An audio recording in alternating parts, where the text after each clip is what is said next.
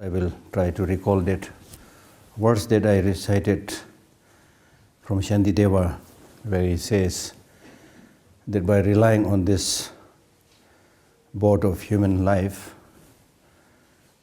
one crosses the ocean of suffering. And it's difficult to find this boat again, meaning it's difficult to find this human life again. Therefore, you ignorant, this is not the time to sleep. That's a quotation. It's a very powerful quotation from Shantideva. One, he says, this human life is like a boat. If you want to cross an ocean, you need a boat. So similarly, if you want to cross the ocean of suffering, you need this human life, meaning this human life is very useful, right? Then also the example clearly shows that once you have crossed the ocean, you are not dependent very much on the boat. You don't carry the boat even when you have crossed the ocean. So once you have transcended suffering, then you don't carry this load. The ordinary psychophysical aggregate is basically a load, a burden.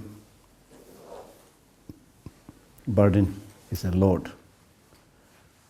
The burden we have to carry. It's a burden in the sense because it's because of this psychophysical aggregate that you need to do so many things to look after this psychophysical aggregate, the demands of the psychophysical aggregate. And Shantideva, elsewhere he says, that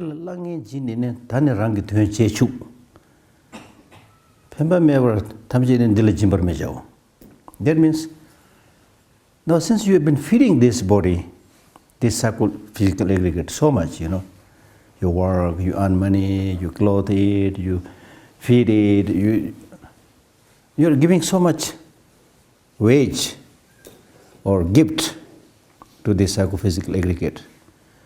And it's commonsensical that nobody would keep on giving the wage and gift to somebody who is said to be your servant or something, but who never turns up, never does the work. So since you are looking so much after this psychophysical aggregate, now make use of it. Very wise. Make use of it. Of course, we ordinarily say, yes, I'm making use of it. I'm earning money and doing this, that. But that again happens to be for nurturing the psychophysical aggregate.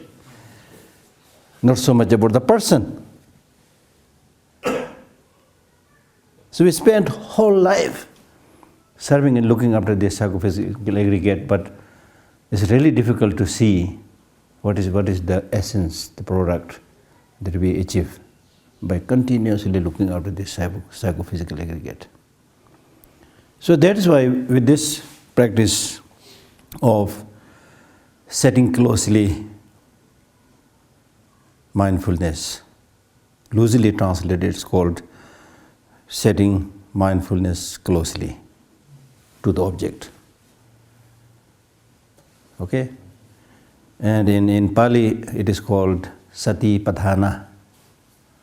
They use two words, one Sati Padhana, another Sati Upadhana. When you use the word Sati Padhana, it's really talking about the object, the four objects, the body, the feeling, the mind, and the phenomena. Four objects on which you should place your mindfulness, on which you should maintain your insight. Okay, that is the Sati Padhana.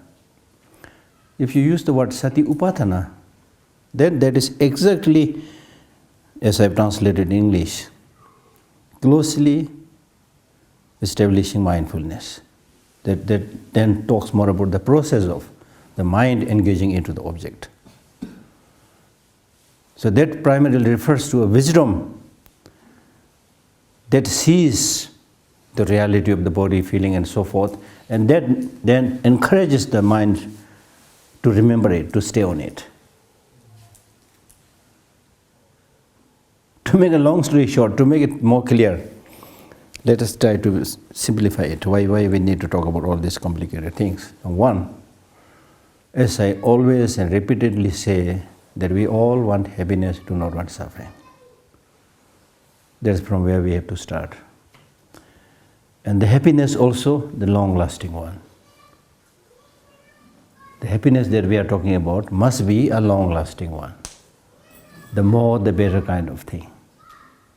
And in terms of suffering, don't want the tiniest bit, the bite of mosquito, hearing something unpleasant. Don't want anything of that sort. So that is our inborn desire, as I said yesterday also.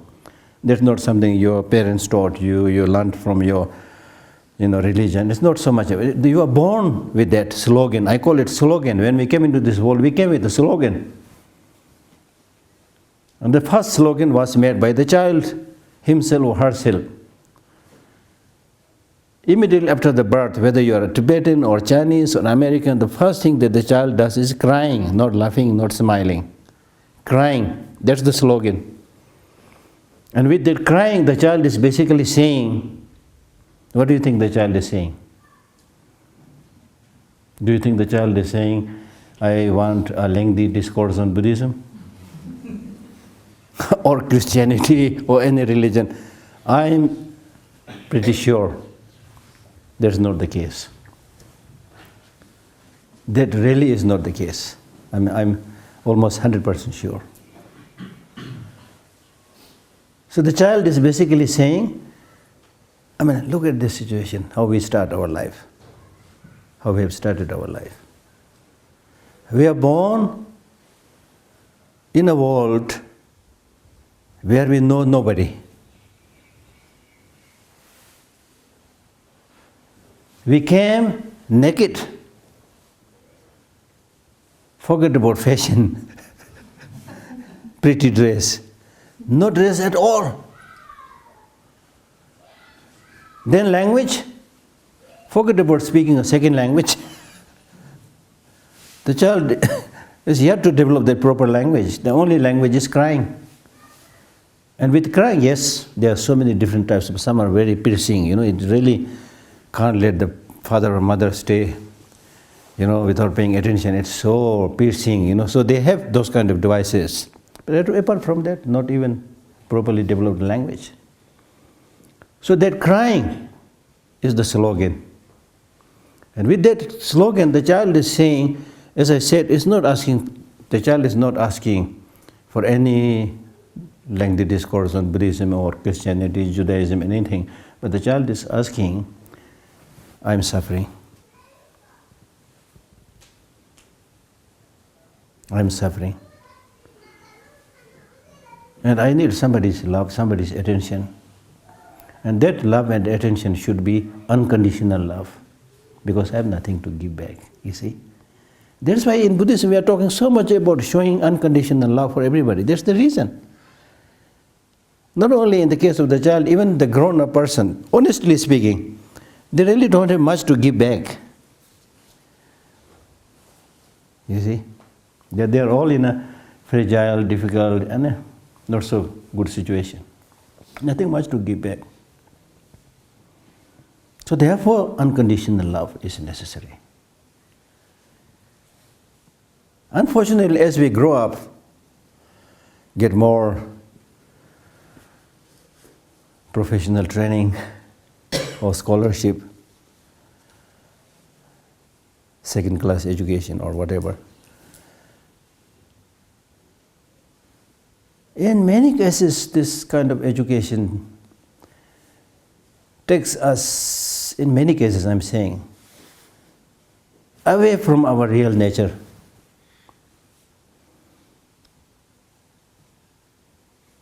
So we forget the basic nature. And then we live on false ideas, false hopes, superficial, aims and objectives, misplaced trust. And with this misplaced trust and hope, we keep on running up and down. Everybody says, I'm busy. Just to see a person, you need to make an appointment and things like that. Everybody says, I'm busy. And the reality is, just to be busy is not important. The important thing is, what are you busy about? So most of the time we are busy about not really important things, busy about useless things. Right? So therefore, to come back to the main point, so we are born wanting happiness, not wanting suffering. That we have to always remember. And if you want that long-lasting happiness and peace, don't want suffering, then you need to answer this call. Be honest to your mind, to your inner call. Because you will be the one who will suffer if you do not pay attention to it. Right? So therefore, when you look a little bit deeper, you will realize, and in Buddhism it is explained in very detail, that if you want happiness, and that's what the Buddha found, the most important thing that he was doing was he saw these different kind of problems in his kingdom. Although in terms of material facilities he had, at that period of time, he had everything that he wanted. You see? He had nice palaces, he had like 4 or 5 different swimming pools with yellow flower, red flower and all those things. He's a summer palace, he's a winter palace, and he is surrounded by the most beautiful women all around, as a prince. So basically he has all those things which ordinarily we say is the source of happiness and peace. He has also those. But he saw the essentialessness of all these things. Because on the other side, he saw this almost like the ugly side of old age, sickness, death, suffering. Then he questioned, why this one is sick? Why this one is old? Why this one is dead? And then the charioteer who was taking around, he said, everybody has to go through this. There's no exception. You also have to go through this. I also have to go through this. So then, because he was a very special person, he started questioning. And how can we address this problem? Is there a cause for suffering? Is there a cause for happiness? If there is a cause for happiness, why don't we produce those causes of happiness rather than sitting, complaining, and wailing? Get up and do something. If there is a cause for suffering, then if you remove or at least reduce the causes of suffering, then the intensity of suffering will be less.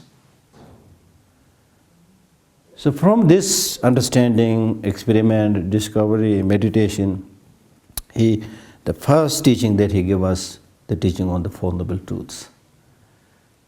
In simple word, Four Noble Truth means happiness is its cause, happiness its cause, suffering its cause. We don't want suffering, therefore find out the causes, eliminate them. We want happiness, find out the causes, cherish them, cultivate them, nurture them. You will be happier. And if you make very strong effort, it is also possible to become Buddha and be completely happy. But even in ordinary life, in our ordinary life, in today's life, it is 100% sure that if you change your perspective a little bit and see the reality more clearly, you will be much, much, much, much, much happier. So happiness is in your hand. That's 100% sure. Now whether you want to make that effort or not, or whether you want to live your life as usual, running after everybody where everybody is running, then it's your choice. As I said yesterday, choice is yours. Then nobody can, even the Buddha is standing there or His Holiness Dalai Lama is standing there, nothing can be done. But if you make a little bit of effort, meaning, if you think a little bit, what is the meaning of human life? Is it just eating, sleeping, going to the toilet and things like that? Or a little bit more than that? I mean, in Christianity, human beings are said to be the crown of creation. In Buddhism, we refer to human life as the precious human life. And these days, His Holiness is talking so much about promoting human values. So in that connection, in Buddhist teaching, it says precious human life. Human life is, the value of human life cannot be calculated, very precious. But that value will not express itself unless you excavate it. It's almost like hiding within. It's laying latent, dormant. You need to express it. You need to discover it. Right? If you don't do that, then it's like, the poor beggar or poor man who in his house is a big treasure of gold and silver hidden under the floor, but he has no idea it is there. So he remains a beggar, he remains a poor person. The treasure is there. So likewise, the treasure is here with us. The capacity is there. The treasure basically means this human intelligence, which no other animals and birds have this kind of intelligence. So this intelligence, this most of the time almost like unexplored region of human intelligence. If you explore a little bit, and especially if you use this human intelligence in the right direction, in the positive direction, this human intelligence is like a nuclear energy. The potential is there. Now whether you use that nuclear energy for killing people or for producing electricity, again the choice is yours. So the same human intelligence can be very destructive, as has been done by Hitler, Mao Zedong, and countless people. And still today, so many people are there. On the other hand, the same intelligence can be used very constructively, like Mahatma Gandhi, Buddha, His Holiness Dalai Lama, or Martin Luther King, or whatever. So many people are there. Just one person can make such a huge difference in the life of thousands and millions of people. So the capacity is there. So it's a pity. It's really a pity if we are unable to appreciate that inner resource and excavate a little bit, express a little bit, use a little bit. If you are not able to use it, it's really the greatest loss in human life. Loss of money, yes, is sad, but not a big loss. Loss of feeling, if you lose that feeling for others, feeling of sense responsibility, feeling of caring others, there is a great loss. So therefore Shantideva was saying, wake up, you stupid, this is no time to sleep, wake up. Like a father, he actually scolds us a little bit by saying, you stupid, you're sleeping. Of course you will say, I'm not sleeping, I'm walking, going up, down, I did my PhD things. And he says, no, that is still walking. You're still sleeping. Because your mind is not attuned to understanding the reality, which will solve the problem. Because as we discussed, the source of suffering must be discovered. And what is the source of suffering? The source of suffering is negative emotions. There are countless negative emotions. Negative emotions are those emotions which, when arises in your mind, makes you disturbed, which destabilizes you, which makes you fragile, which makes you vulnerable. Negative emotions. So that's the definition. Negative emotions or afflictive emotions are those emotions which, when arises in your mind, disturbs your whole being, makes you agitated, turbulent, makes you unstable. Like for example, even when you get angry, are you stable? Your stability is lost when you are angry.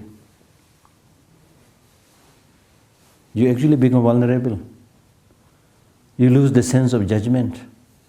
Your face becomes ugly. Heaven knows what comes out from your mouth without any judgment, you see. Your face becomes red. Your breathing becomes difficult. And because of anger, you can't even sleep properly. If you keep on thinking the wrongdoing of somebody, you won't get good sleep. You won't be able to digest food. This is how you lose your wealth, how you lose your health, how you lose your sleep. That's why you can clearly see the importance of developing positive emotion rather than the negative emotions. We all want to be strong, stable, sound. If you want that, then the Buddha is saying, if you want all these good things, then don't develop negative emotions, because that will make you vulnerable, weak, insecure.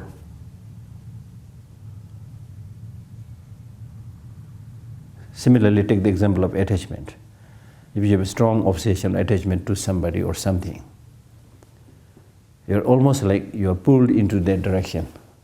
For example, if you're standing firmly on the ground with your 2 feet on the ground, stable, then suddenly you see a nice car, want to buy it, oh, I should have it, and you make a little bit move towards that car, you're already destabilized. You're pulled into the direction of that object of desire. And in fact, if you look at today's world, much of the suffering is a result of unchecked greed. Unchecked greed. It is greed, desire, that makes all of us running. Heaven knows what we are getting.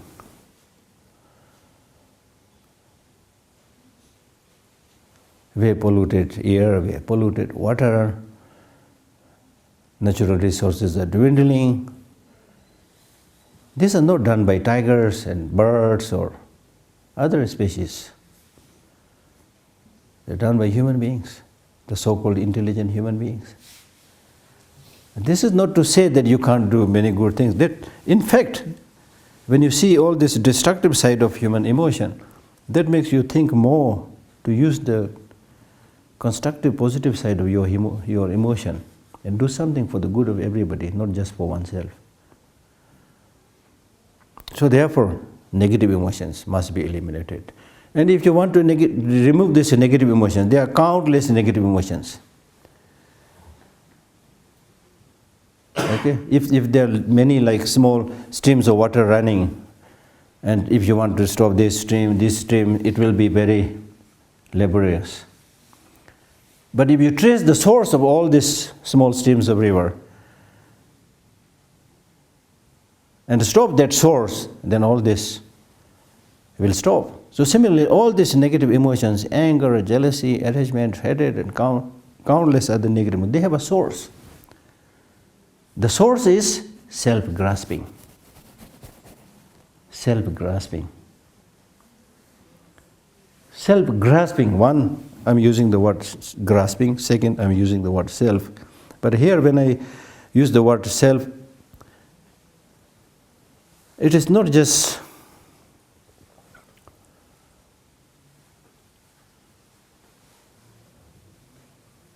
the ordinary, nominal, conventional self,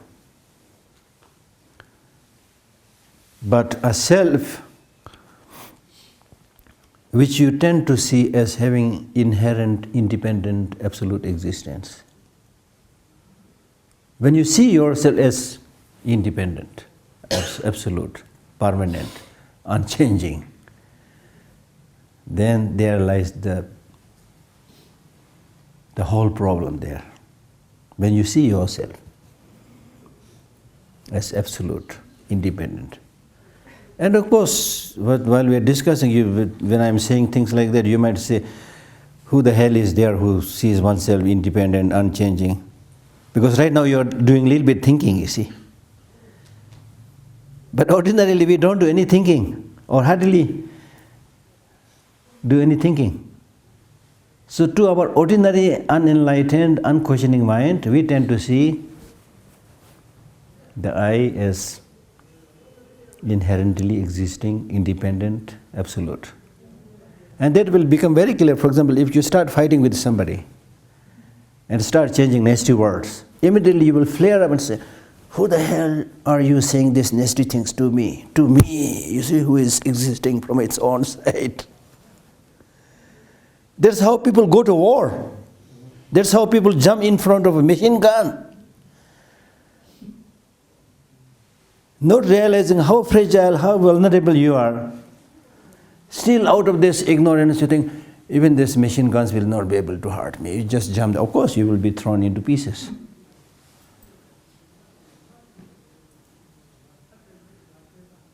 So what I'm really trying to say is, source of all the problems, miseries are primarily misconception of reality. Misconception of reality. So therefore what I'm saying is, make effort. And that's not just me saying, it's what the Buddha was saying, or the Buddhist teachers were saying, and even other, like even scientists like Einstein, he was saying more or less the same thing. He uses the word optical illusion. You see. So there's illusion, you see. Reality and appearance. Reality, to understand and apprehend the reality, hardly anybody has any time. So that's why I intentionally did this. Number one, I had no other time. Secondly, yes, I can cancel this talk also, because today is kind of holiday, tomorrow is kind of holiday for all the staffs around, you know. But I said, okay, don't matter, doesn't matter. Who are interested, they'll come. Those who are not interested, let them go for their tuft of grass. Right? So we don't see what is really important in life and what is less important. Therefore, we are not able to get the bigger things. The same teacher, Shantideva, he says, Chungu cherna chimedong. That means for a small thing, don't sacrifice a big thing. And that's what we do all the time. For small things, for easier things, small things, childish things. We get engrossed with those small things and do not pay much attention to the bigger things, and therefore we don't get those bigger things. So you remain the same person, the same stupid person, as has been all the time. So therefore, let us make a move. That's what the Buddha is saying. Let us make a move. Let us fight the negative emotions. We should now say, in very strong terms, tell the negative emotions, enough is enough. Enough is enough. The time you fooled me, you cheated me, was when I have not studied, when I have not contemplated, when I have not meditated, when I was ignorant, when I was just going around like any other ordinary people. But now, because of the kindness of the teachers, the scriptures, and good friends, and things like that, I am able to develop a little bit of awakening, a little bit of insight. Now I know, you stupid anger, how destructive you are. Now I know how greed, how destructive you are. So you need to pinpoint all these destructive negative emotions, especially in your personal case for your practices. You need to highlight those negative emotions. Of course, we have, as I said, we have many countless negative emotions, but out of which, in your personal individual case, locate those negative emotions which has a predominant presence. If you are a more hot-tempered person, first deal with that, reduce that a little bit. And if you are able to reduce the intensity of these negative emotions a little bit, there cannot be a time to rejoice better than that one. That is called accomplishment. That is called attainment. Attainment is not opening a third eye here or being able to fly. You know, even if you are able to fly, so what? There's so many aeroplanes are flying now. so many birds are flying. Really? I mean, we do talk about, in Buddhist scriptures also, we do talk about developing all kind of clairvoyances, precognition, being able to fly, being able to sit naked in the snow mountain and melt the snow, things like that. These are all important feats. But the most important thing is transforming your mind, changing your attitude. That is actually miracle. Miracle is not performing something. Miracle means being able to do something which ordinarily difficult. So if you are able to reduce your anger a little bit, miracle. And when you are able to reduce your negative emotions like anger a little bit, you will be much, much relaxed, much, much happy. You will be less expensive. Now we don't know how to live our life. Let our life run wild with all the negative emotions. We also become very expensive. Trust me. So these days I'm compelled, because people are so much material oriented. So I'm also compelled to talk about the material benefit of spiritual and Buddhist practice. The material spiritual benefit of spiritual practice is like unthinkable. Like imagine, take the example of one country. If the whole population of the country doesn't drink, don't get intoxicated, don't steal, there's a kind of heaven on earth already. You see? And imagine how much money we'll be able to save. Nobody will be suffering from poverty and things like that. Now people are suffering because there's so much inequality. World's 3-4% of the world's population are rich, extremely rich. The rest struggling. So much inequality, dishonesty, corruption. So it's not so much that there is no enough material, natural resource. There is enough. As Mahatma Gandhi said, there is enough for everybody's need, but not enough for everybody's greed. There will never be a time when you say, oh, now I had, unless you develop from yourself some kind of contentment. Just collecting the material things will not satisfy your need, you see. So therefore, what I'm saying now is, the source of all the problems is self-grasping. So therefore it is important to now ask the question, I've developed so much, I've done so much, worked so much, until I'm completely tired, until I'm at my deathbed, until to that point we work for oneself. I have to do this, I go there, Now tell me, where is this I for which you worked so hard? Without question, who is this boss? Your I is your boss, invisible boss. but probably so clever, I don't know.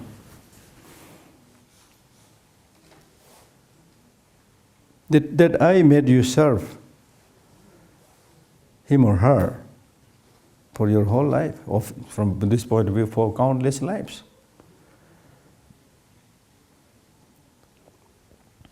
You're unquestioningly kind of following the dictates of that self, because you have no idea who is this self. You took it for granted. There is a self existing permanently, continuously, very important. It must be looked after. But now you start asking the question, where is this self? Philosophers over like thousands of years. You look at the Western philosophy or Indian philosophy, they've asked this question but could not lay their hands upon the so-called self, which is independent, absolute, things like that. So the self is just a designation.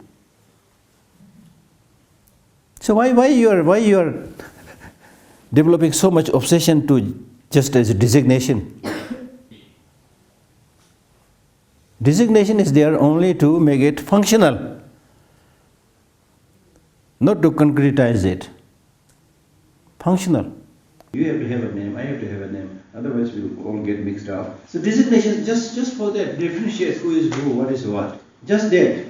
And behind that designation, behind that label, if you try to pinpoint something existing independently, tell me if you are able to find it. The Buddha said he never found it. But even if we use our ordinary sense, tell me, where is this I? Now, like right now, you are looking at me, Geshe Lhakdor. And what you are seeing here is Geshe Lhakdor's body. Geshe Lhakdor's body is not Geshe Lhakdor. Geshe Lhakdor's mind is not Geshe Lhakdor. So where is Geshe Lhakdor? Just a designation. But one thing that we can deal with is, okay, I don't see Geshe Lhakdor, but I can see him, see his body. His mind also difficult to see, but his body I can see. And because we are able to perceive this body, therefore we serve this body. We fiddle with this body, clothe it, feed it, look after it, things like that. And in many cases you identify your body as the self, as yourself. Therefore he is talking about the need to do this meditation on the four very important point: the body, the feeling, the mind, and the rest of the phenomena. What is their real nature? Because you are suffering because of not knowing their real nature. So let us find out their real nature. That's what this four close setting of mindfulness is talking about. And what I read in the Tibetan text and what I read in Pali text, they're quite similar. In the Pali text regarding the four foundations of mindfulness, it says, Bodhi Pakhiya Sangahe Chataro Sati Padhana Kaya Anupasana Sati Padhana Vedana Anupasana Sati Padhana Chetana Anupasana Sati Padhana Dhamma Anupasana Sati Padhana. My pronunciation may be not good. But so I'm figuring out, because I know Hindi, so I can figure out it's exactly very similar to the words used in Tibetan. That means see the body, its real nature, go into it. See the feeling, its real nature, go into it. See the mind, go into it. See the phenomena, go into it. Find out their truth, their reality. So that is what is said here. So therefore, if I try to explain this a little bit based on Abhidharma Samuchaya, as we have used this quotation from Nagarjuna, from his letter to the friend, that humans are, in the true sense of the term, are not well. Number one. Number two, impermanent. Number three, impure. Selfless, right? But then he says, but those who do not maintain mindfulness on the reality of these four, they tend to see them in the opposite way. And that leads to their ruination, their destruction. That's the point, you see. If you are not able to see the reality as it is, then that leads to suffering, ruination, destruction. So therefore, the object of this mindfulness practice is four: body, feeling, mind, and phenomena. And why these four objects are chosen? These four objects are chosen because we very much relate to this four objects. For example, your body is impure. Now that's not to say you are bad. It's not equal to saying bad. It is really saying the reality. Your body is impure, but we see it pure. As I said yesterday, On the one hand, of course, you acknowledge that your body is not pure, that's why you wash yourself so much. It shows that you have idea, a little bit idea. But still, ordinarily you think, the arrogance comes in relation to your body, especially if you have a good body. Then pride, arrogance comes from there, So what is impure is pure. Now that's misconception. It's not only misconception, but if you see your impure body as pure, you are going to get into a big problem. Because, and we'll recount all those in accordance with the text, but if you see your body as pure, although impure, but you think it's very pure, from there comes arrogance. From there comes grasping. From there comes greed. From there comes looking down upon other people, you see. When people have good body, money, fame, many of them, they get proud and then they arrogant and then try to look down upon other people. So it's a source of countless problems. I'm not even able to say it, so I'm going to read the text to tell you about that, the problem. And the goodness is if you accept the reality. Like for example, impure, then why should I be so proud? Impure, I understand, that doesn't mean I'm bad. Good or bad is in terms of what you do, not in terms of what kind of physical features you have. There are people who are physically very handsome, very beautiful, but meanest person in the world, probably. So good and bad, the value is judged on what you do, not so much about how you look. Right? So again, just like we have this materialistic tendency, So again, in terms of your body also, body is a kind of material phenomena. So you are always glorifying that material phenomena, which is represented by your body, and completely discarding and ignoring the mental phenomena. So there's this big divide between spirituality and materiality. And what is said in Buddhism and in many other philosophies and religions is, let us not divide the spiritual realm and material realm. Let us unite them. They are connected. In the case of one person, the body and the mind are related to each other, interconnected. The body cannot function without the mind. The mind also, as a kind of medium of expression, it needs the body. So they are connected. So it's completely like wrong to take care of only the material, physical body and ignore the mental, which in fact is the most important one. So therefore, many Buddhist teachers, they say, when it comes to doing spiritual practice, we need a kind of revolution. And most of us go after the dictates of the body because it's a tangible thing. We can see it. But the mental, the spiritual realm, we don't directly see it. Therefore, we ignore it. And much of the problem we see today in the world is a clear sign of inner poverty. Inner poverty, not material poverty. And people have written about it, not just Buddhism. People who are thinking today, great writers, they have written. Much of the problems we see is not so much about material poverty, but mental poverty.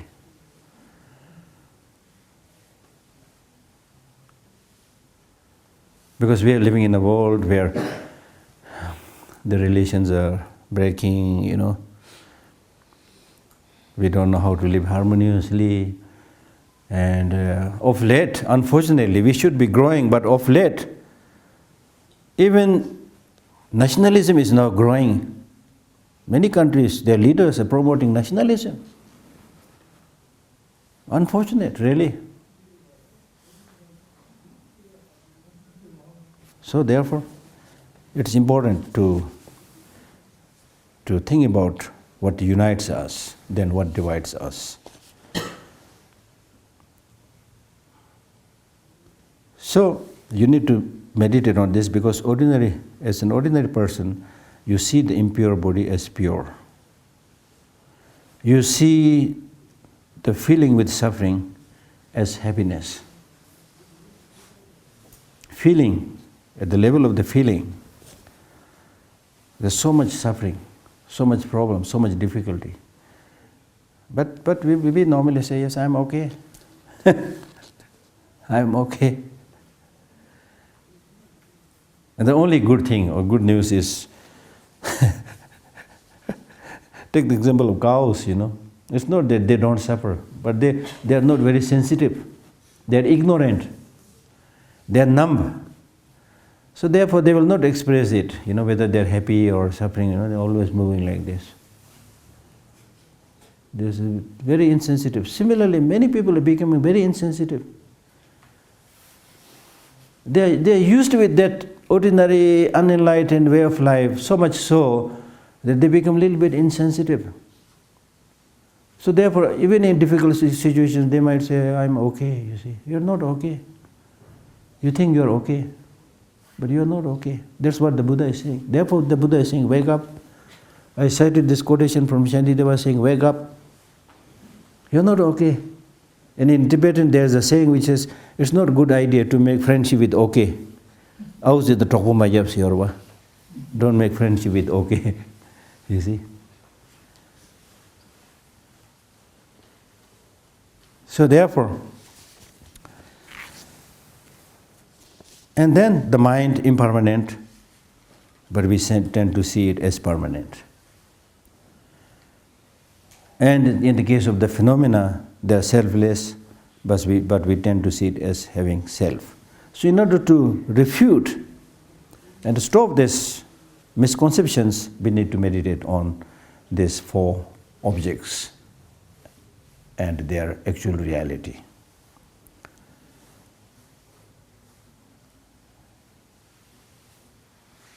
Clear?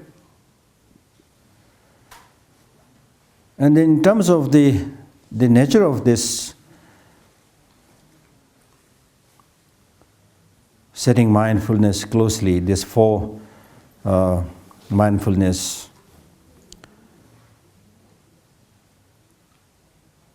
they are basically, we use the word mindfulness, but basically it is wisdom.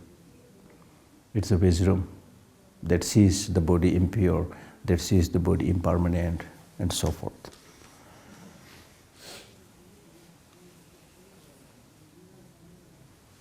Meditation on mindfulness is also important, because there was another quotation which I didn't bring from Abhidharma,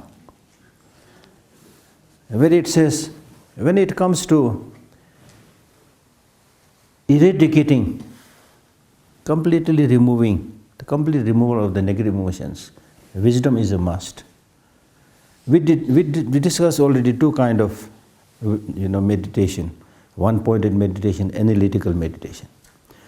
One-pointed meditation or calm abiding meditation is useful to suppress the manifestation, obvious manifestation of negative emotions. It's good, but it is not the antidote to remove the root cause of the negative emotions. So therefore in this quotation from Abhidharma it says, when you have meditated on calm abiding, then meditate on mindfulness to remove the root cause of afflictive emotions.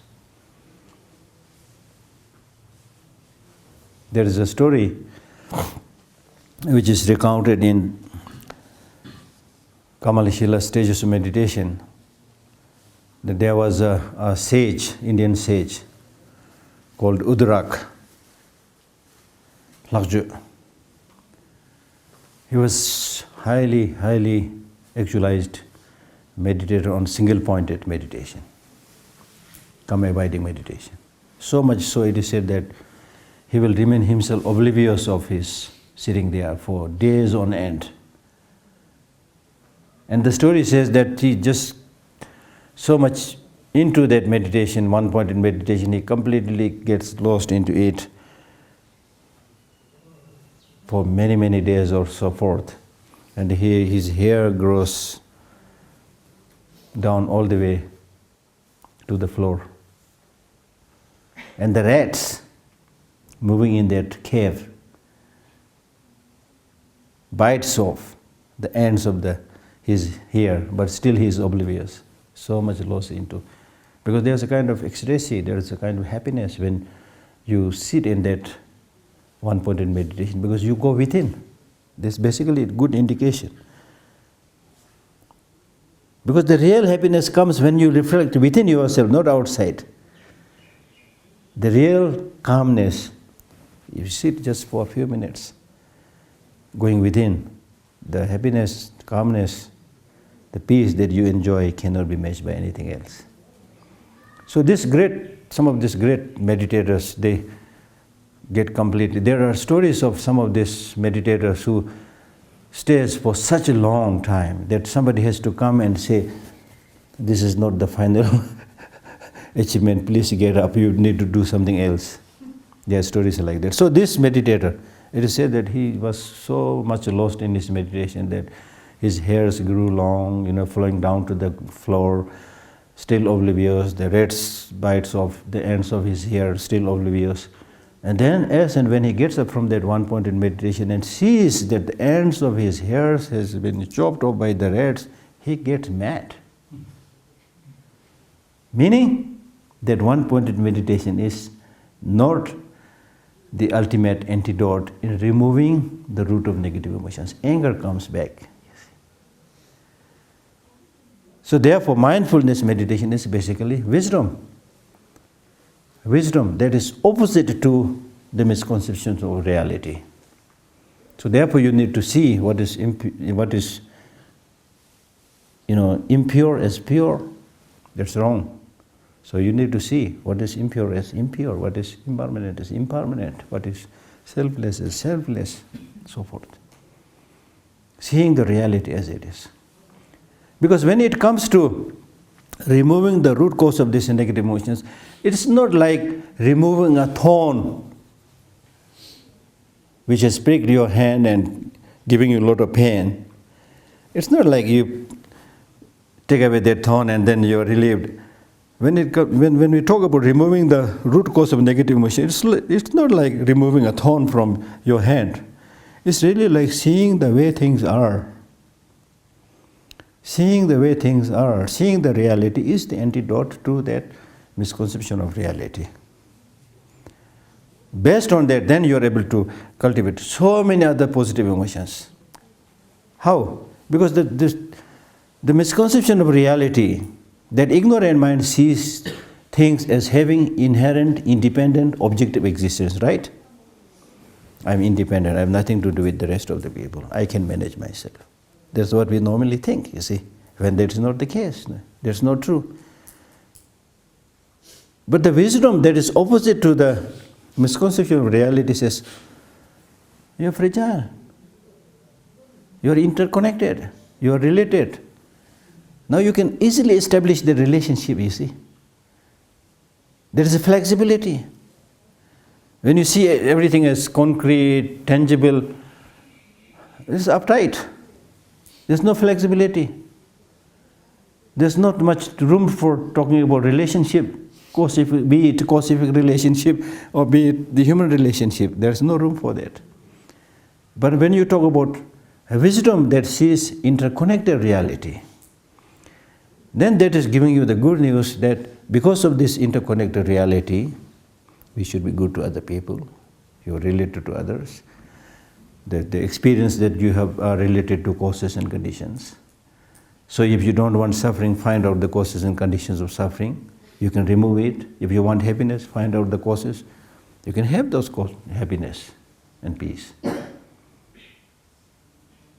Therefore, Nagarjuna says, to whom emptiness is possible, everything is possible. To whom emptiness is not possible, nothing is possible. Emptiness means interconnected reality. When interconnected reality is possible, everything is possible.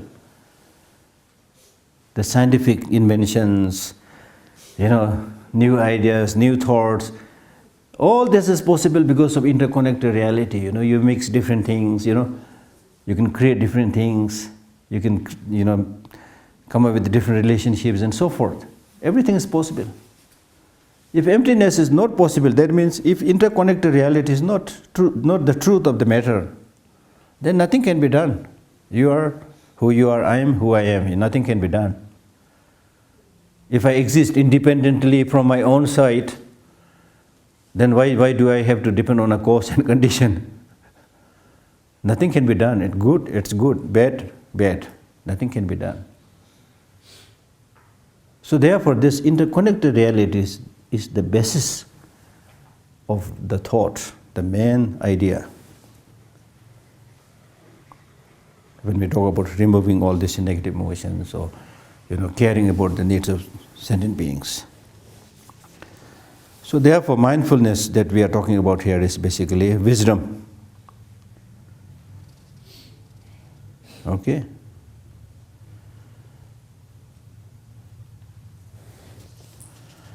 Now with regard to the meditation on mindfulness, it can be a meditation on the individual characteristics of each of these four objects, or it can be meditation for the general features. General feature means body is impermanent, feeling is impermanent, mind is impermanent. Similarly, within phenomena also there are many mental events and other experiences which are impermanent. So these are general features. But there may be individual features, like when we talk about the impurity of the body. There may be an impurity in the body which is a unique feature of the body. Right? So let us read a little bit about,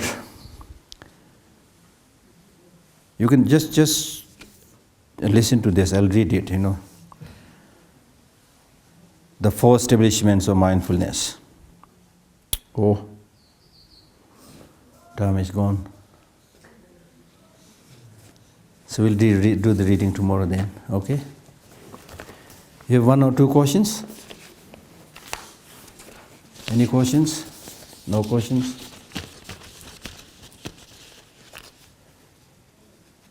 So I'll tell you a takeaway. Takeaway means don't get discouraged when we talk about the impurity of the body and, the feeling is suffering, Many people, when they don't get the precise, in-depth understanding of the Buddhist teaching, then they tend to think Buddhism is pessimistic. Buddhism is not pessimistic, Buddhism is realistic. Realistic, as I said yesterday, the bitter truth must be told. If you want to improve, if you want to make real development, then the bitter truth must be told. So to make a long story short, the Buddha is basically saying, understand the way things are. Don't pretend. I can pretend I will never die. Death, why? Interestingly, I met people who don't want to talk about death, who don't want to listen about death. I remember that very well when several years back when I was giving a talk in Kentucky, Thomas Merton Monastery. I can never forget this young lady sitting in front when I was talking about this Four Noble Truths and so forth. She said, why are you talking so much about suffering? I have no suffering. I said, good luck. Really? You see?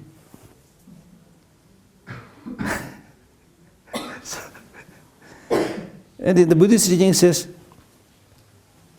ignorance is suffering.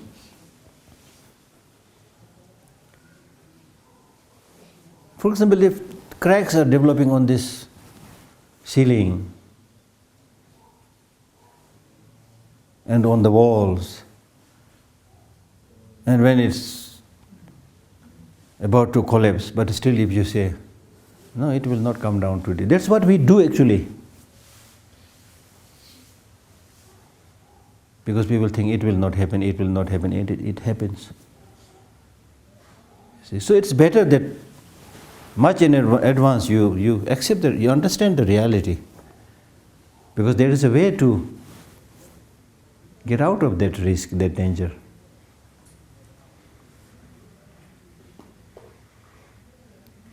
So therefore, the takeaway is that if you accept the reality honestly, then you don't have to lead a life of duplicity, saying one thing, doing another thing. You are what you are now. When you don't have to present yourself as a different person than who you are, there is no pretension. When there is no pretension, there is no sense of guilt, nothing to hide. When there is nothing to hide, completely satisfied, contented. That inner state of satisfaction, having nothing to hide, is called real happiness. But if you play many roles,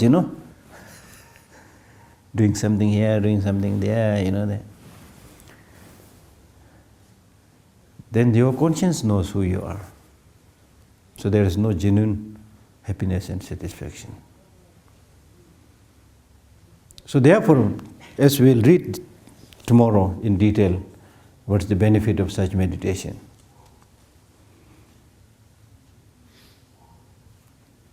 As I briefly mentioned yesterday, it's almost like giving you a hint. For example, if you are suffering, I'm suffering, why should we create more suffering? That's the benefit, you see. If you are able to see clearly that others are suffering, I am suffering, why should I create more suffering, even if I am unable to help? You see. If you think that she is perfect, I am perfect, why should I bother about her or bother about me, you see.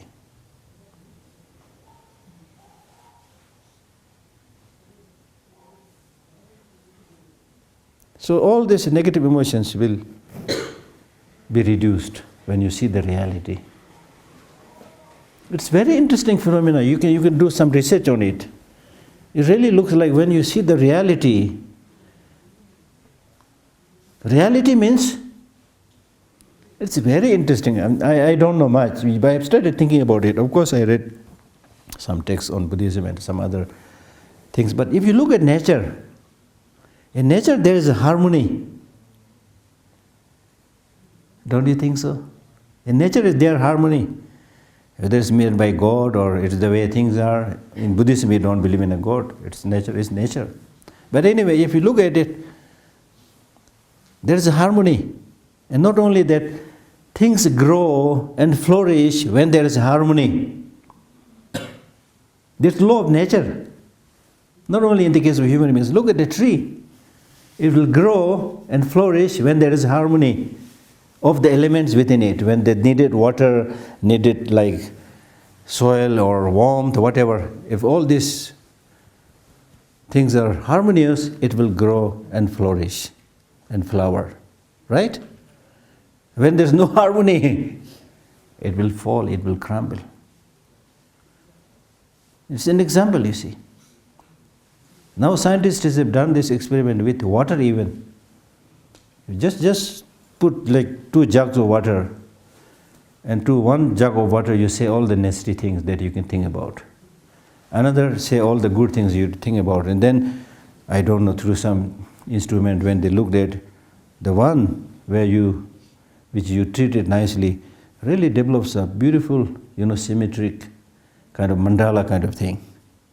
Other like disfigured kind of squiggly lines and things like that.